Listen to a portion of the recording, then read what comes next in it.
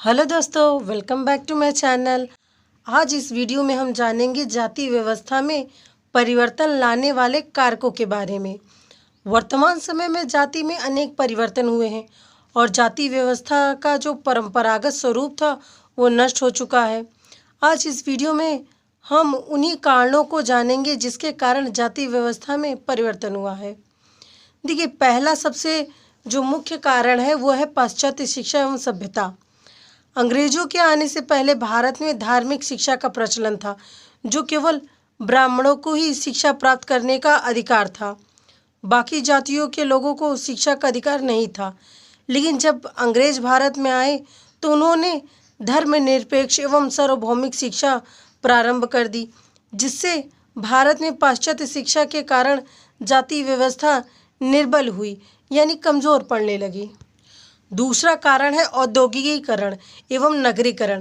देखिए, औद्योगिकीकरण के कारण भारत में बड़े बड़े कारखानों की स्थापना हुई, जिसमें सभी जातियों के लोग साथ साथ काम करने लगे। सभी जातियों के लोग द्वारा एक ही कारखाने में साथ काम करने से उनमें पारस्परिक संबंध बढ़ी तथा जातीय भेदभाव दूर हुए। इस तरह से जाति व्यवस्था के परिवर्तन में औद्योगिकीकरण और नगरीकरण ने नगरों में सभी जातियों के लोगों को साथ साथ रहने और साथ साथ काम करने की वजह से अनेक जो उनके बीच में व्याप्त जाति भेदभाव थे वे कम हो गए। तीसरा कारण है धन का अभाव बढ़ना, यानी वर्तमान समय में जन्म के स्थान पर व्यक्ति के गुण और धन का महत्व बढ़ गया है। यानी हम ये कह सकते हैं कि व्यक्ति को अब जाति के आधार पर नहीं बल्कि उसकी संपत्ति और गुण के आधार पर उसका मूल्यांकन होने लगा है, जिसकी वजह से भी जाति प्रथा कहीं न कहीं कमज़ोर पड़ चुकी है। चौथा है स्वतंत्रता आंदोलन। देखिए, जब अंग्रेजों से मुक्ति पाने के लिए सभी स्वतंत्रता आंदोलन के समय में सभी भारतीयों ने जाति भेदभाव को त्याग कर एक दूसरे को एकजुट किया और सभी ने साथ में स्वतंत्रता के आंदोलन में भाग लिया और साथ ही एक साथ खाना पीना, उठना बैठना, एक दूसरे की सहायता करना, इन सभी कारणों से यानी आंदोलन के साथ ये सब भेदभाव एक तरह से मिट गए। यानी हम ये कह सकते हैं कि स्वतंत्रता आंदोलन भी एक बहुत ही महत्वपूर्ण कारक रहा है इस जातिवाद को ख़त्म करने में। प्रजातंत्र की स्थापना, ये जो पांचवा कारक है, ये प्रजातंत्र जो कि सरकार का एक राजनीतिक रूप है जिसमें शासन की शक्ति लोगों द्वारा प्राप्त की जाती है। इसलिए सभी देशवासियों को समान मौलिक अधिकार प्रदान किए गए हैं, जिससे क्या है कि ऊंच नीच की जो भावना है वो खत्म हो गई। प्रजातांत्रिक विचार के कारण भी जाति प्रथा निर्बल हुई है। धार्मिक आंदोलन, धार्मिक आंदोलनों ने भी द्वारा जो भारत में जाति छुआछूत और ऊंच नीच की जो भावना थी वो समाप्त हुई है। सातवां कारक है यातायात एवं संचार साधनों में जो उन्नति हुई भारत में, ये भी एक कारक है।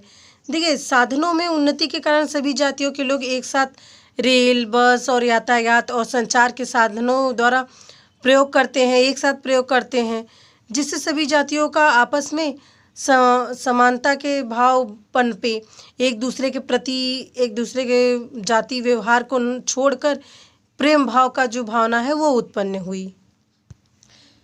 आठवां जो कारक है वो है स्त्री शिक्षा का प्रसार। देखिए, स्त्री शिक्षा का प्रसार एक बहुत ही महत्वपूर्ण कारक रहा। क्योंकि जब स्त्रियों में शिक्षा का प्रसार हुआ तो उनमें जाति बंधन को तोड़ और जाति प्रथा के कारण उनको जिन यातनाओं का बर्दाश्त करना पड़ रहा था उनके प्रति उन्होंने विद्रोह किया।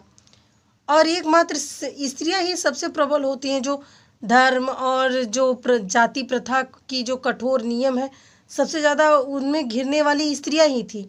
लेकिन जब उनमें शिक्षा का प्रचार हुआ और वो शिक्षित हुई तो सबसे पहले उन्होंने इन बंधनों को ही तोड़ा। तो इस तरह से स्त्री शिक्षा के प्रसार ने जाति व्यवस्था को बहुत ही निर्मल तो किया ही, एक तरह से ख़त्म भी किया। नौवां कारक है जाति पंचायतों का ख़त्म होना। देखिए, जाति पंचायतें अब ख़त्म हो गई और जाति पंचायतें भी एकमात्र कारक थी जो जातिवाद को बढ़ावा देती थी। क्यों? क्योंकि अगर जाति की किसी भी कार्य में कोई भी उल्लंघन होता तो ये जाति पंचायतें कठोर दंड देती थी। यानी हम कह सकते हैं कि जाति पंचायतों के कारण जो लोग जाति प्रथा का कठोरता से पालन करते थे, लेकिन अब जाति पंचायतें समाप्त हो गई तो वही इनसे जाति प्रथा कमज़ोर हो गई।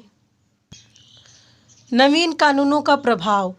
देखिए, भारत में जो स्वतंत्रता के बाद जो संविधान में भारत में एक धर्मनिरपेक्ष राज्य घोषित किया गया। मतलब धर्मनिरपेक्षता के कारण क्या हुआ कि धर्म में पे जो आधारित थी जाति प्रथा है वो थोड़ी कमज़ोर हुई। यानी धर्म ने ही जाति को स्थायित्व प्रदान की थी। जातिवाद को धर्म का महत्व घटने के साथ साथ जाति व्यवस्था का महत्व भी घट गया।